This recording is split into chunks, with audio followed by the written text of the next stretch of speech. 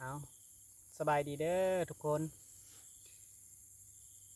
ทักทายพี่ทักทายน้องเนาะโอ้เมื่อวานนี้บ่ได้ลงคลิปให้เบิ่งเนาะเพราะว่า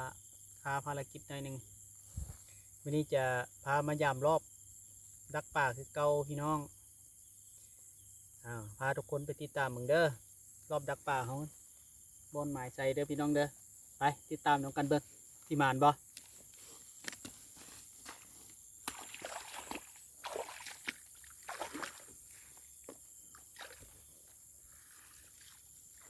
โอ้ยสองมือสามมือแล้วหำบ่ได้มาจ้ามันโอ้หำ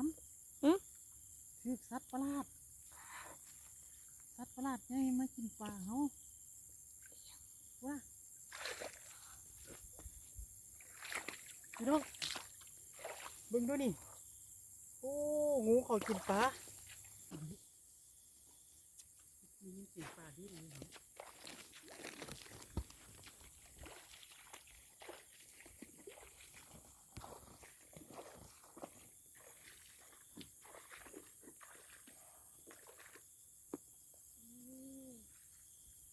ปลาขอใหญ่เด้อพี่น้องเด้อไซโลเลยปลาตุ่มหักมาเลยมันเห็นนะปลาขอใหญ่เด้อพี่น้อง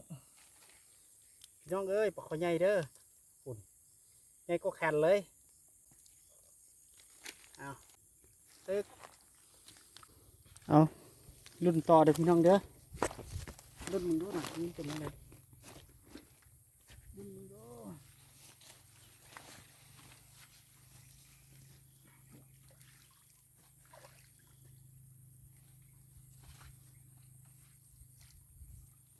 บัวผิดมาไหมเนี่ย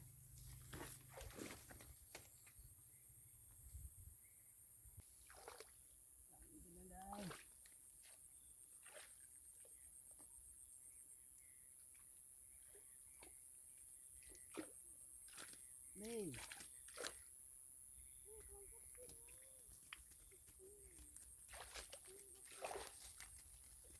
สองแต้มปลาสูตรเด้อพี่น้องเด้อถึกปลาสูตรสองแต้มเด้นี่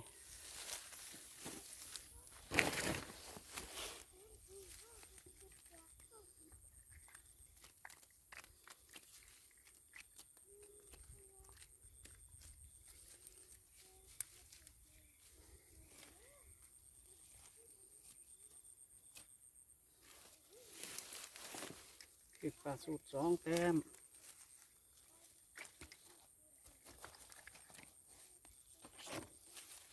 สองแต้มเนี่ยอยู่ได้กินอยู่พี่น้องเอ้ย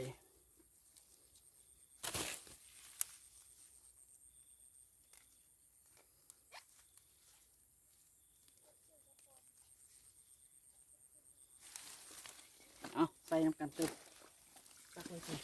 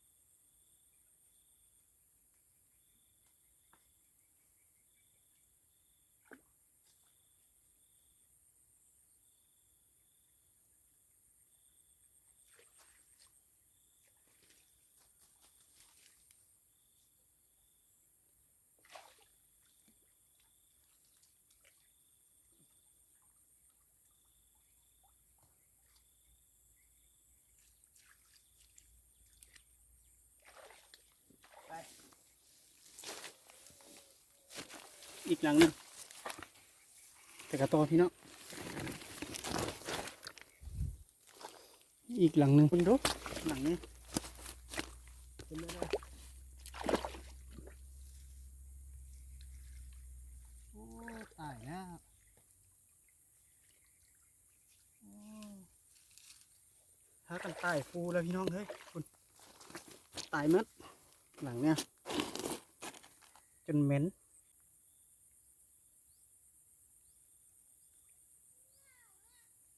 โอ้ยซ้ำนั่นก็สิหนาวเว้ย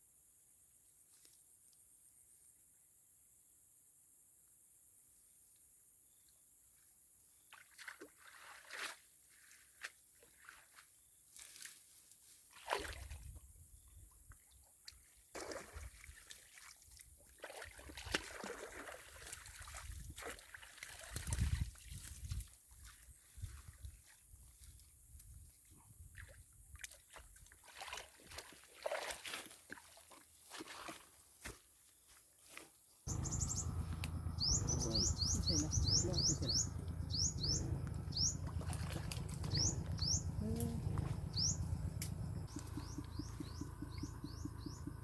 สองแต้มเลยพี่น้องเด้อ ห้องเต็มพร้อมกันเลยเนาะ สองแต้มพร้อมกันเลย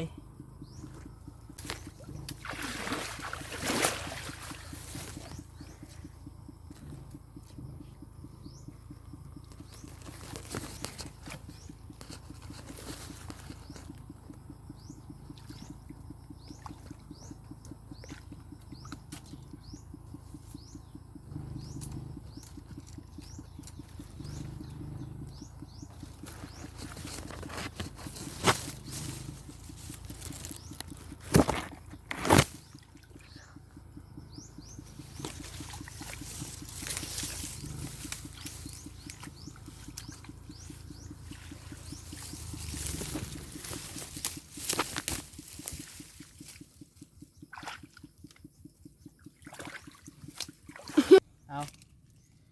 บัดนี้สรุปผลงานเด้อพี่น้องเด้อเนาะแน่ได้ปลาข้อใหญ่ตัวหนึ่งไส้โลบนี่แหละพี่น้องปลาข้อใหญ่ตัวหนึ่ง